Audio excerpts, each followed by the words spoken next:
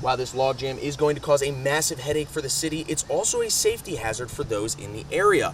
Reports of people going out and walking on this log pile prompted the city to put up this "Do Not Enter" sign, as well as this press release. Here at Via Boxing, you would normally see kids training after school, but following severe weather ripping the roof off of this building, we're standing in what's left. Now, while the damage around me is severe, the Via Boxing staff says this isn't a knockout punch. Here in Augusta's Red Brick District, businesses like Bricks Bar and Grill say the probationary period went so well that after a year, they've officially approved it. But there's also going to be all sorts of stuff on the street here. We've got fresh lemonade. We've even got the barbecue bus. Never heard of that one before, but I think I'm going to have to try it out.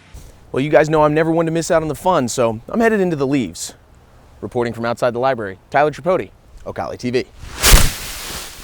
Finals week is one of the busiest times of year for the library, which is why they've expanded many of their services and their hours for all those students cramming for exams. For fear of not being ready if a dragon were to need slaying, I donned a suit of armor and learned how to fight. Suiting up was a process in and of itself, as the straps and buckles of old were almost too much for my modern mind.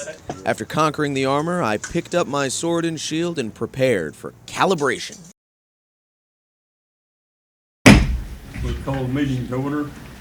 It's been 3 days of chaos at Oklahoma State University following Dr. Casey Schrumm's surprise resignation.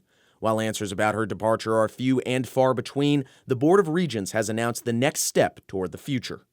There is no one, Mr. Chairman, better to help us ensure it than Jim Hess. The board selected Dr. Jim Hess, a lifetime educator and member of the Oklahoma Higher Education Hall of Fame, to lead the university as its interim president. My commitment is always to put students first. They are the heart and soul of this university. Simply put, our students' success is our success. While the board and faculty in attendance were excited about the future, around campus, questions remain. Why did Dr. Schrumm resign? Why was a hiring freeze placed on the Innovation Foundation? And what was discussed at last week's board meeting? We spoke with Donnell Harder, a representative for the board, who says that no comment is available. That investigation's ongoing. There's no further detail at this time. I'm not authorized to speak for the university, so I can't answer those questions.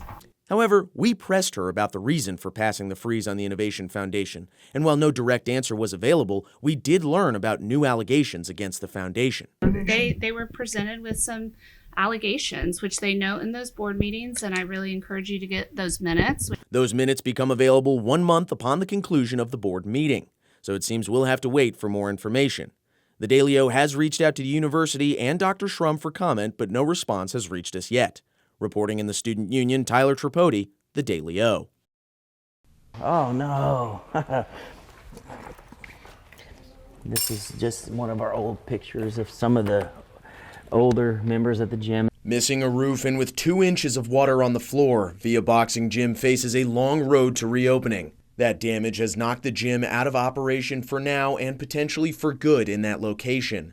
However, Via wasn't worried about his pictures, his equipment, or his gym.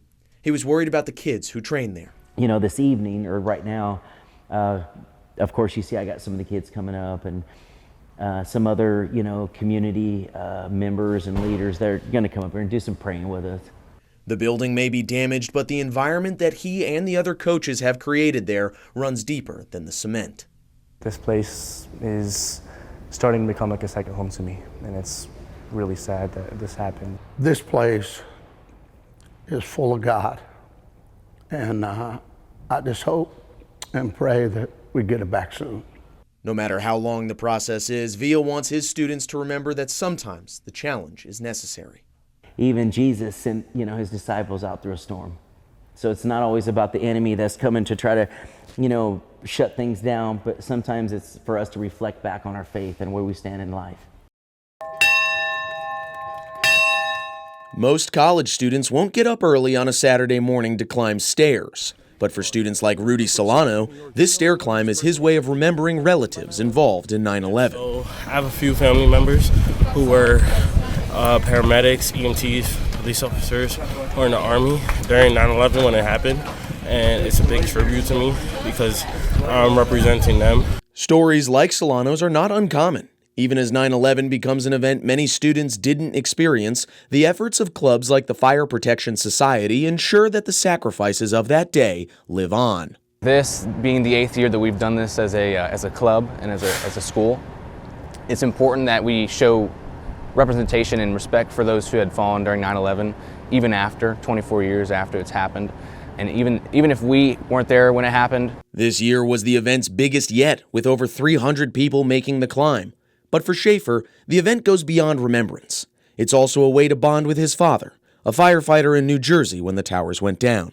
I mean, it's really important, it keeps us connected, and it makes it every year, and during 9/11, every year we can kind of, connect as a family and as a community and remember the things that happened in our country, and it makes us stronger in a sense.